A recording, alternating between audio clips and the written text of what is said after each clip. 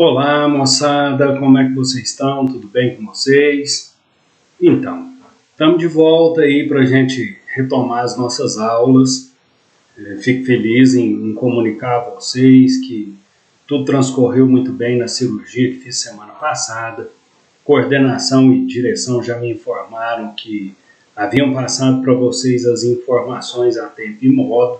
O professor está aqui de boné porque a aparência não está ajudando muito, né? O cabelo está daquele jeito, precisando de um corte urgente. A gente está na fase de recuperação, as dores ainda são muito intensas, mas está melhorando, graças a Deus está melhorando.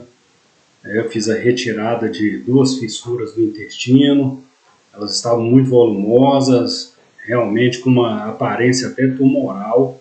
Com certeza poderia virar algo mais grave se o médico não tivesse identificado e a tempo e modo intervido da forma correta, e graças a Deus nós estamos aí. Eu estou de atestado, estou de licença médica até o dia 26 de novembro, mas como eu tinha me comprometido com vocês, para não prejudicar o calendário acadêmico, para não deixar trocar de professor de última hora, vocês não passarem pelo estresse de fazer avaliação, de mudar o sistema de ensino-aprendizagem e terem que ter contato já nessa reta final com outro professor, a gente está aí mantendo compromisso com vocês. Tá? Pode ser que no decorrer dessa gravação eu tenha que fazer alguma interrupção. Como vocês sabem, a cirurgia foi no intestino, então não posso ficar sentado muito tempo. Aliás, não posso ficar em nenhuma posição muito tempo. O período estimado para a cicatrização dessa cirurgia é de 50 a 60 dias, ou seja, bem depois que nós terminarmos as nossas aulas e ainda vou estar em fase de recuperação. Vocês veem que o rosto aí deu uma afinada, que a gente está abatido, ainda está com algumas marcas, né? Que qualquer procedimento cirúrgico e qualquer situação como essa acabam impactando no nosso orgânico, mas o espírito está leve, solto, graças a Deus, a gente está aí recuperando-se com a graça de Deus. Hoje nós vamos falar sobre falência. Tá? Na aula da semana passada, nós falamos com vocês sobre recuperação extrajudicial. O que vai cair na nossa prova final, que é o que interessa para todo mundo. Né? A prova final começa na matéria da aula passada. Então, vocês precisam imprimir aquele roteiro de aula de recuperação extrajudicial, assim como precisam imprimir o artigo científico, o artigo que tem os assuntos da aula de hoje, que é a falência, conceito, finalidade, natureza jurídica, as fases do processo falimentar comum. Vocês precisam imprimir. Por quê? Porque esse material é o material que vai cair na prova. Então precisa dele em mãos. Quem deixa para a última hora acaba se enrolando. Muita gente, mas muita gente mesmo, teve nota baixa na prova passada porque não utilizou o material que eu disponibilizei. Tudo que cai na prova tem no material. Então o segredo para se sair bem na prova é estudar o material que o professor disponibiliza, assistir a aula e aí todo mundo vai para as férias com aquele sentimento de dever cumprido, falta um semestre a menos. Belezinha? Então vamos lá. Falência. Vamos pensar de forma bem simplesinha. Vou até manusear aqui que eu tenho um conceito na tela e a imagem está atrapalhando vocês visualizarem. Olha só. Falência é uma situação jurídica decorrente de uma sentença decretatória que é proferida por um magistrado, onde uma empresa ou uma sociedade comercial se omite quanto ao cumprimento de determinada obrigação patrimonial e então seus bens são alienados para satisfazer os credores. Vamos simplificar isso? O que é falência, gente? A falência é uma situação que emerge em decorrência da incapacidade do devedor em quitar as dívidas que possui. Eles, naquele momento específico, a crise pela qual atravessa a empresa o impossibilita de honrar com as suas obrigações. É aquilo que a gente, no nosso cotidiano, costuma falar: quebra. Falência é sinônimo de quebra, de devedor quebrado, que não consegue pagar as suas dívidas. É aquele momento quando a gente olha para o nosso patrimônio, quando a gente olha para tudo que tem, nem se vender tudo, dá para pagar todo mundo. É nessa situação que nós estamos diante de um quadro de crise que leva à falência. E a falência é instituto jurídico que precisa ser decretado por um juiz, por um magistrado. Então existe uma sentença que decretará a falência.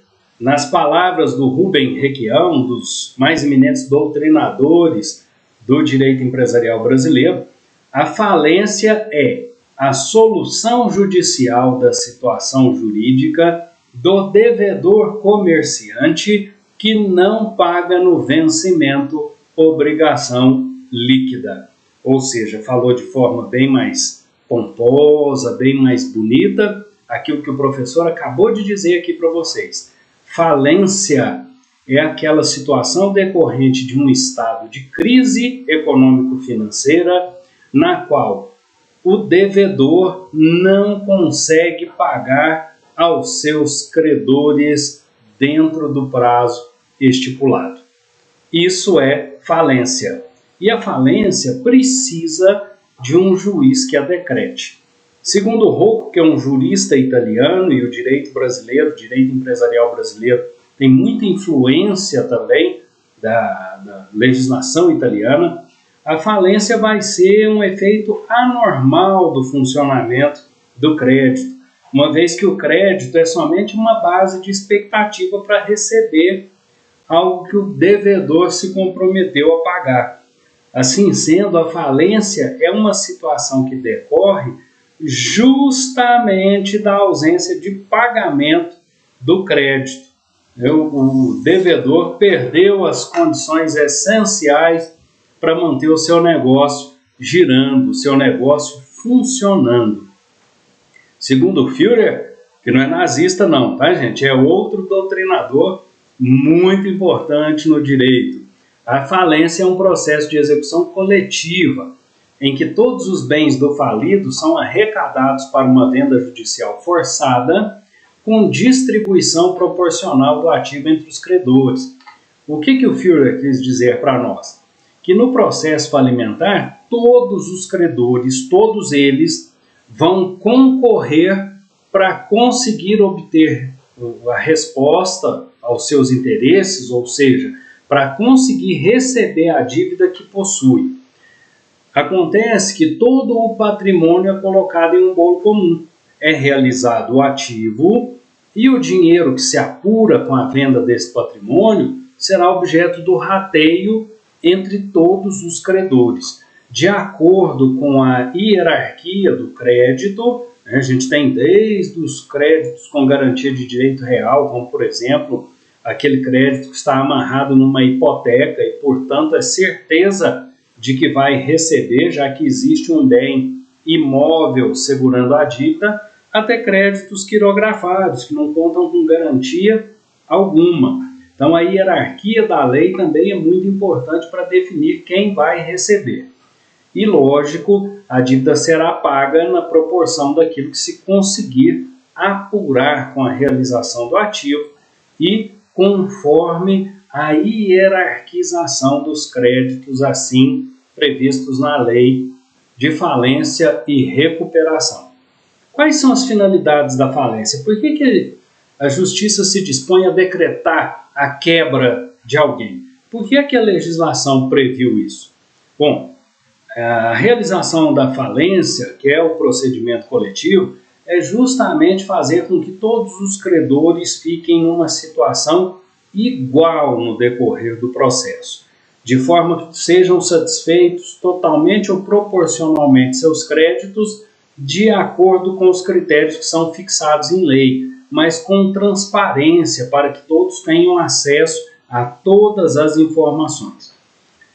Também é uma finalidade o saneamento do meio empresarial, já que uma empresa que fale, ela é causa de prejuízo para todo o meio social, não apenas para os credores. A comunidade que abriga essa empresa vai sofrer prejuízo com a falta de giro econômico. Os trabalhadores vão perder seus empregos. Enquanto a empresa está numa situação de crise, provavelmente esses trabalhadores também não estão recebendo seus salários. Ou seja, sanear o meio empresarial também é uma finalidade essencial do processo falimentar. A falência visa proteger não somente o crédito individual de um único devedor, que é, por exemplo, aquele que entrou com o pedido de falência. Na realidade, visa ao crédito público, não um crédito específico, a todos os créditos existentes dentro do universo daquela empresa que está numa situação falimentar, que enfrentou uma crise financeira e não conseguiu superá-la. Pois bem, e quanto à natureza jurídica da falência? Olha, é uma questão ainda não respondida. Ela não é incontroversa, existem posições diversas. Para alguns autores, alguns doutrinadores, a falência é um instituto de direito substancial. Entre esses doutrinadores está o Francesco Ferrara. E ele diz que a falência é um instituto de direito material, um acontecimento, um fato jurídico. Para essa concepção acerca da falência, as regras falimentares são de direito material, extraídas lá da Lei 11.101/2005. O fato de existir o processo falimentar é simplesmente acessório a essas normas de direito substantivo. Outros doutrinadores, numa corrente diversa, vão defender que a falência tem que ser vista como um procedimento, onde a gente vai ter características de processo executivo, também de jurisdição voluntária, em outros momentos de processo cautelar e até mesmo de natureza administrativa. Essa concepção de natureza jurídica aponta para o reconhecimento da natureza processual da falência. A maior parte da doutrina, não é incontroverso, mas a gente tem uma posição majoritária.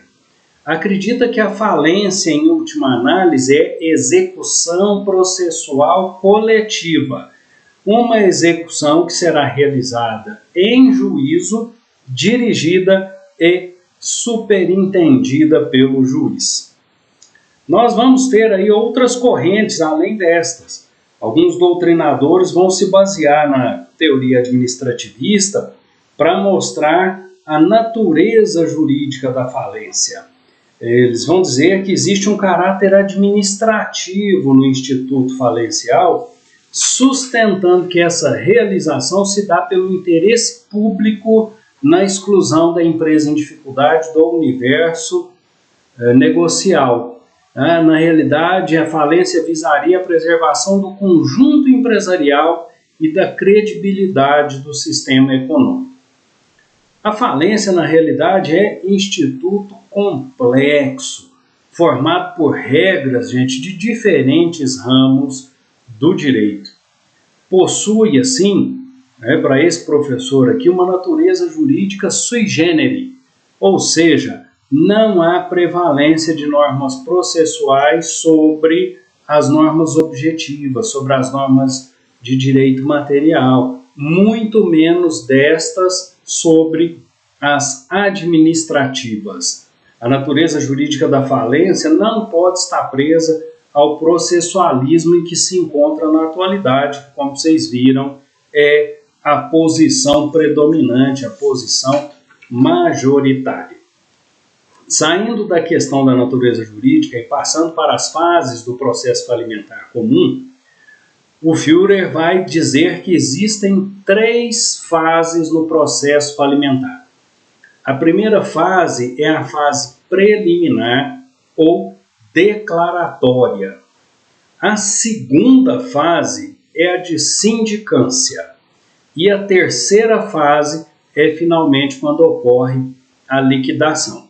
A primeira fase no entendimento do Führer, então, vai da petição inicial até a sentença que declara a falência.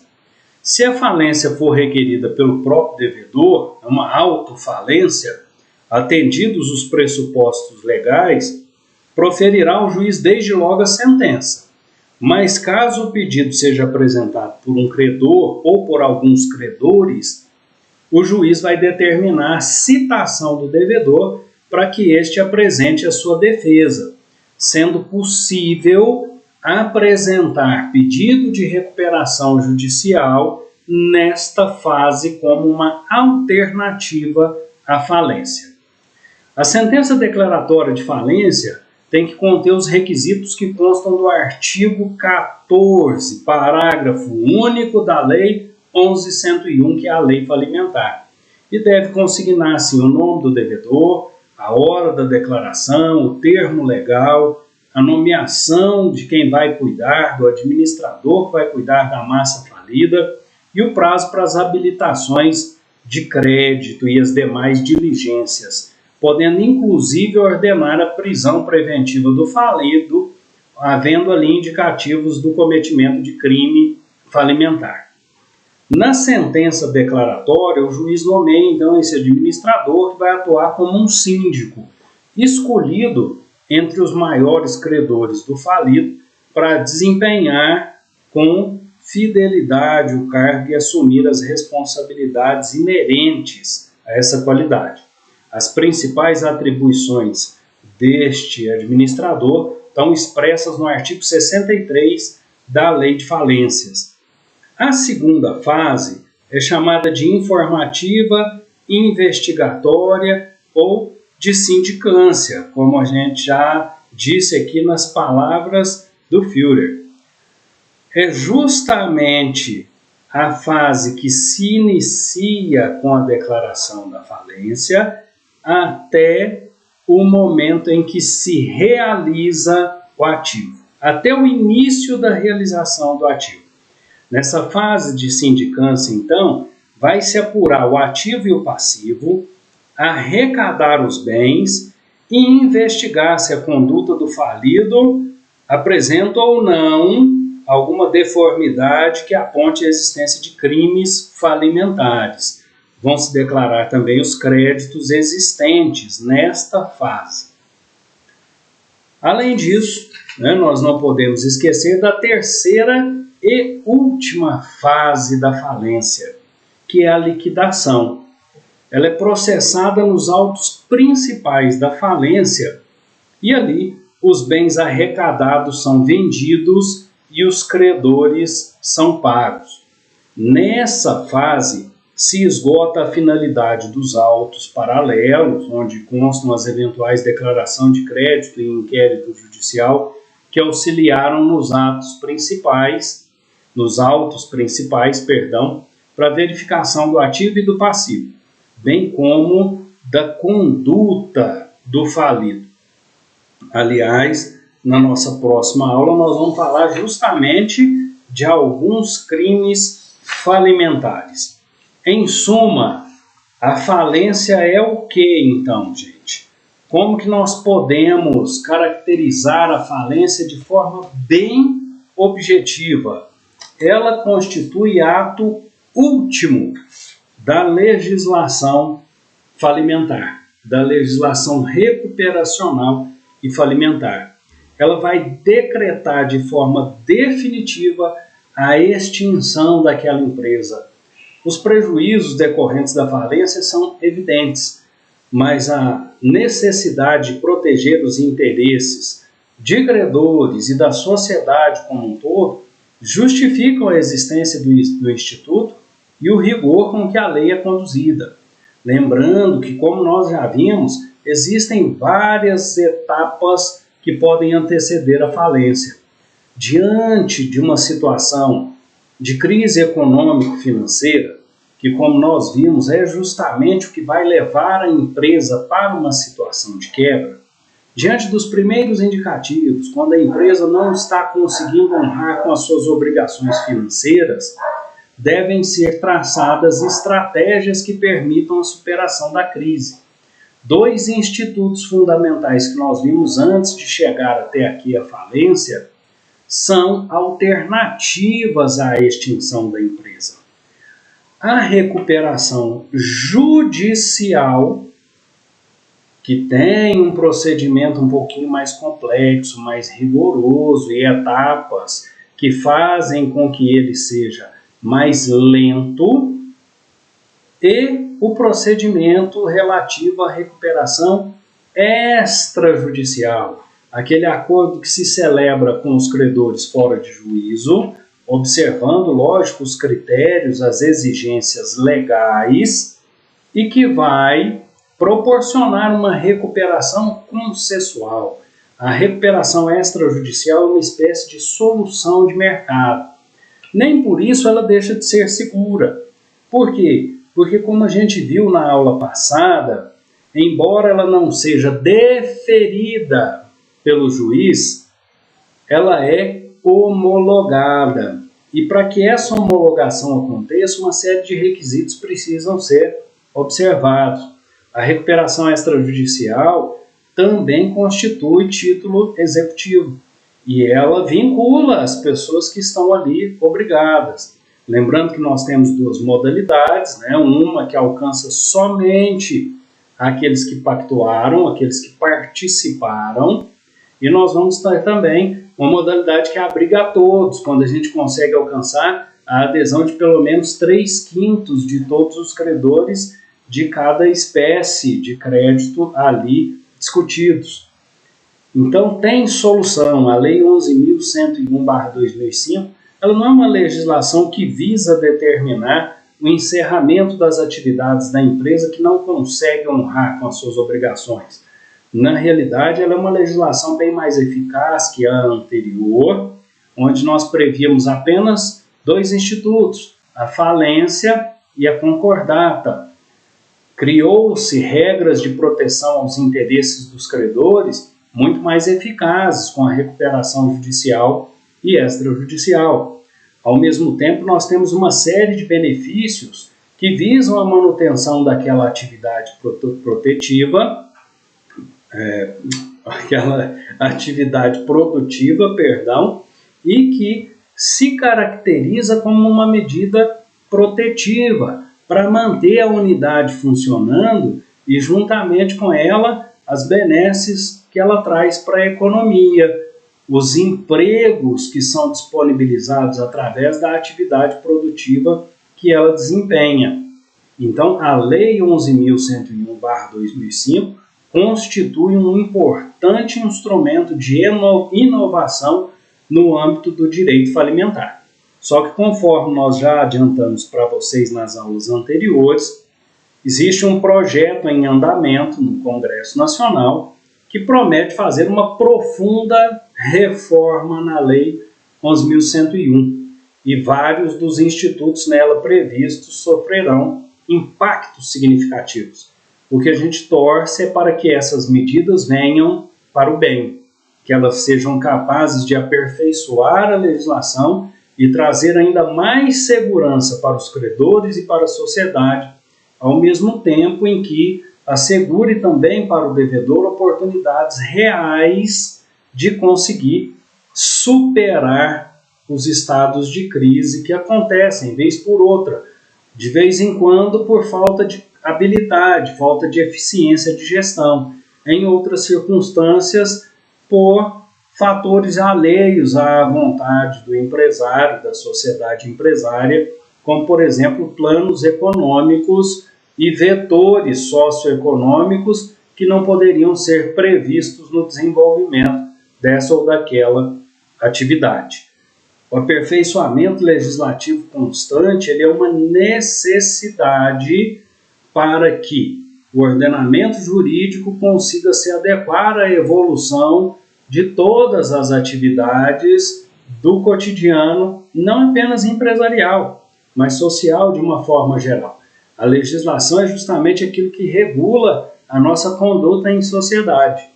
se a nossa conduta passa por constantes transformações em ritmo cada vez mais acelerado, é óbvio que a legislação também precisa ser aperfeiçoada com mais vitalidade, com mais celeridade e com mais frequência, de forma a conseguir atender à demanda que surge justamente como uma consequência das novas dinâmicas sociais que impactam as nossas relações em pleno século XXI, onde o fenômeno da globalização acaba trazendo reflexos significativos e muito rápidos, não apenas na nossa forma de agir, mas a maneira de conduzir as relações de mercado.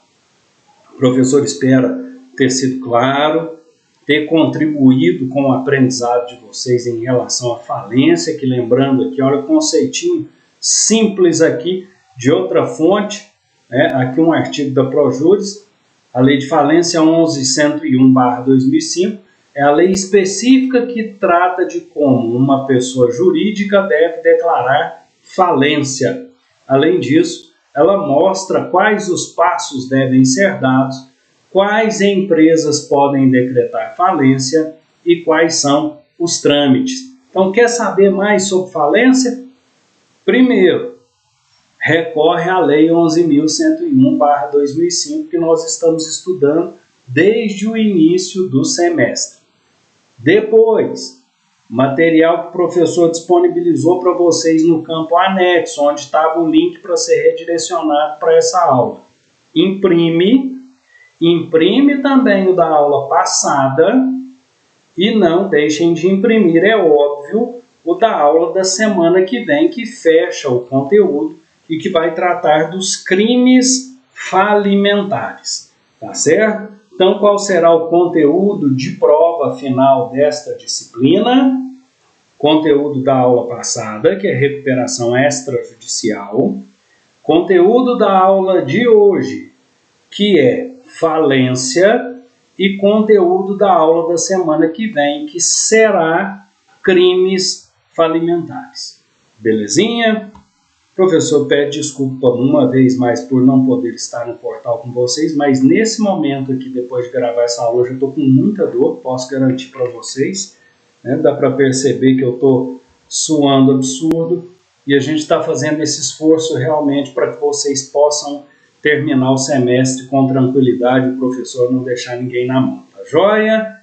Grande abraço para todo mundo. Qualquer dúvida, só me chamar lá pelo número do WhatsApp que eu respondo para vocês. Só me mandar o e-mail que eu respondo para vocês. E tudo vai dar certinho, estudando, não tenham dúvida. O semestre vai culminar com a aprovação de vocês na disciplina de Direito Empresarial 3. Tudo bem? Beijo no coração e até a próxima, se Deus quiser.